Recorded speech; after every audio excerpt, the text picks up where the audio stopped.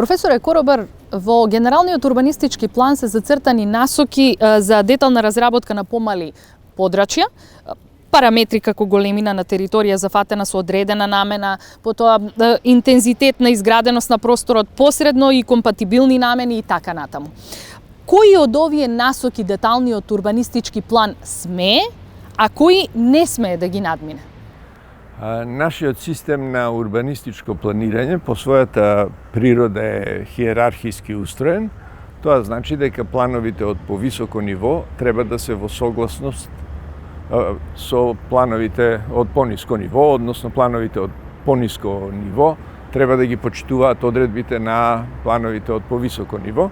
Во таа смисла, деталните планови не би требало да отстапуваат од одредбите на генералните урбанистички планови. Тоа е генерална одредба која постои кај нас во законот. За жал, во пракса постојат случаи во кои што овие параметри од различни причини се надминати и таквите ситуации создаваат конфликтни состојби во просторот.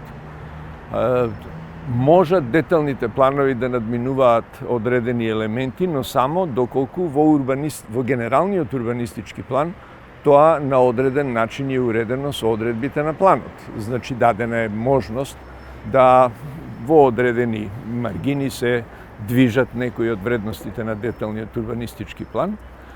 Во постојниот генерален урбанистички план на Скопје има една одредба која што укажува на тоа дека ако таквите отстапувања прецизно не се уредат, тогаш може да имаат негативно влијание на просторот.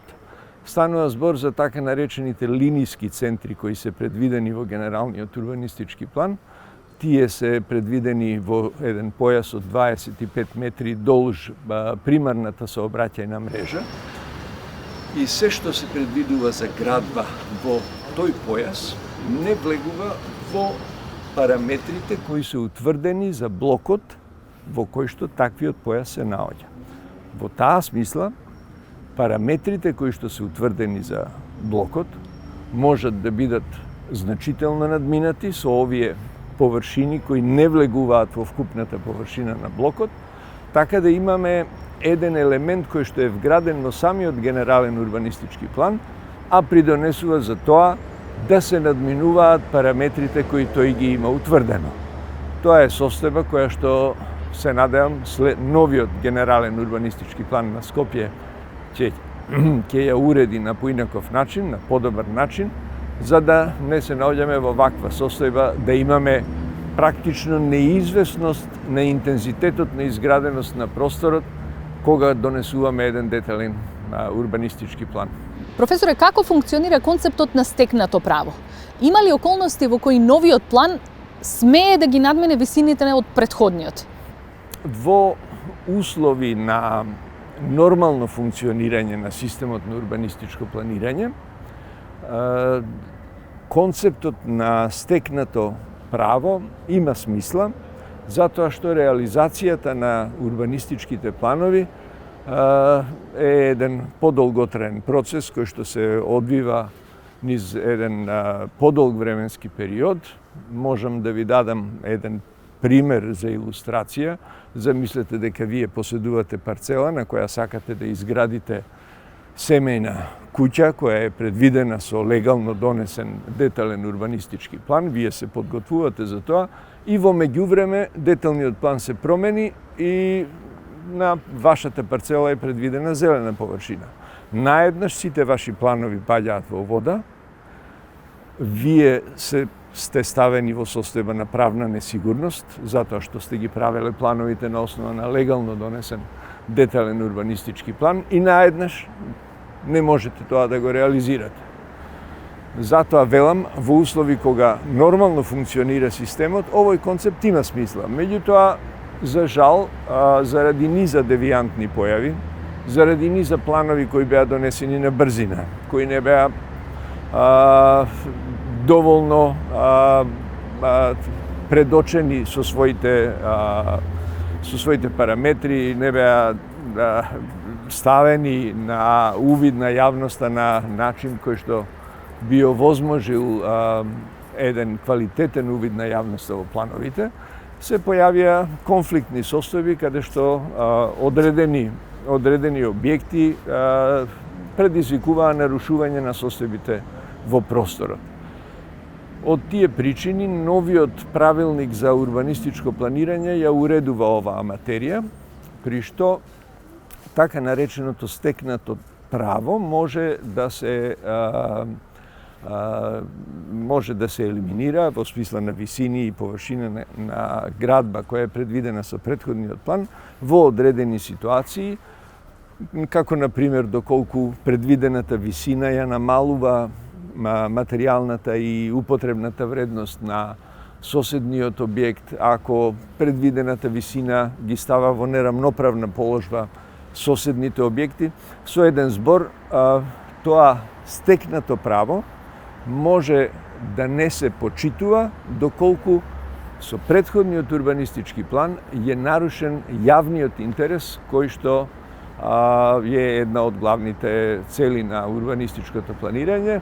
Се надевам дека ваквата одредба во новиот правилник за урбанистичко планирање ќе успее да ја подобри постојната состојба. Има ли законски алатки кои жителите може да ги искористат за да спасат некој неизграден простор?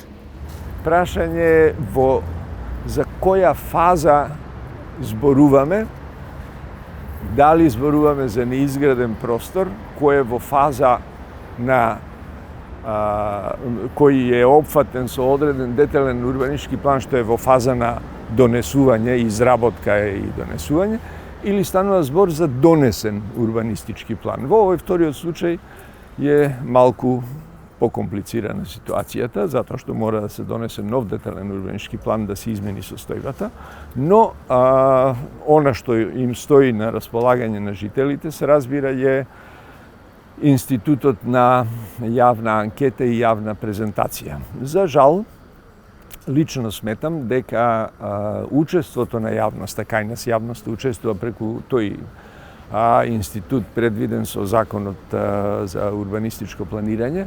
За жал сметам дека јавноста е предоцна вклучена во овој процес кај нас и дека оној момент кога планот ќе достигне во фаза на нацрт или предлог план и се става на јавна анкета, на одреден начин е веќе задоцнета реакцијата, не дека немало случаи кои што придонеле заменување на она што било предвидено со предлог или нацрт деталниот урбанистички план, меѓутоа би било многу подобро доколку целиот процес на урбанистичко планирање се отвори кон јавноста, практично низ сите фази низ кои што тој се одвива, и јавноста да биде вклучена, особено уште во раната фаза на програмирање, односно на донесување на програма за изработка на урбанистички планови, тогаш може да се изврши влијание на елементите клучни кои што се однесуваат на просторот, во смисла на намените, во смисла на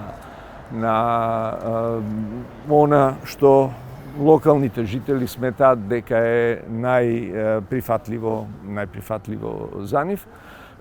Таквото учество на јавноста од самиот почеток, вклучувајќи ја и јавната анкета и така натаму, би ги овозможило алатките со кои што жителите би имале многу по-ефикасно влијание врз одредбите на деталниот урбанистички план. Професоре Коробар, ви благодарам за разговорот.